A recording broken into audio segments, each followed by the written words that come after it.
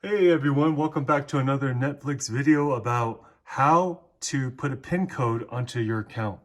You might want to be putting a PIN code in case you're borrowing your Netflix out or you have guests over and you don't want the kids to go into your account because it's unrated or so let's go ahead and start. Give you a demonstration. This has the PIN code. It's just a 4-number PIN code. And what you're going to want to do is go to the very top, go to down. Now, once you hit that arrow, you're going to want to go down to account. Then you're going to want to scroll down and go to the account that you want to add the PIN code to. So let's say I go to here. And then once you click that, then you're going to go down to profile lock. Hit change.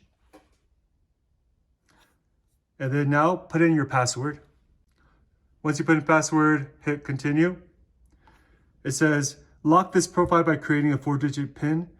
Click the box, require PIN access. Now go ahead and put your PIN in.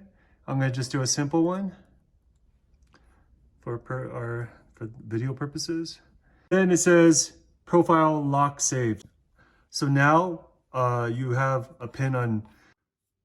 All right, let's go ahead and test this out now. We're gonna go to the top and then see if you go to the account I just added the PIN code to, you'll see there's a lock there now. So in order for me to open this account, I'm gonna have to enter a password now. And there we go, it should work. As you can see, now you can open the account. And yeah, that's pretty much it. Go ahead and try this at home. Like I said, this might be good in case you want to protect your account from anyone just being able to go in. Say you don't want your kids to watch the same R-rated movies that you're watching. Or like I said, guest kids. Because if it was your own kids, then you could do a parental control. But they can still go onto your account when you're not home and watch those rated R movies.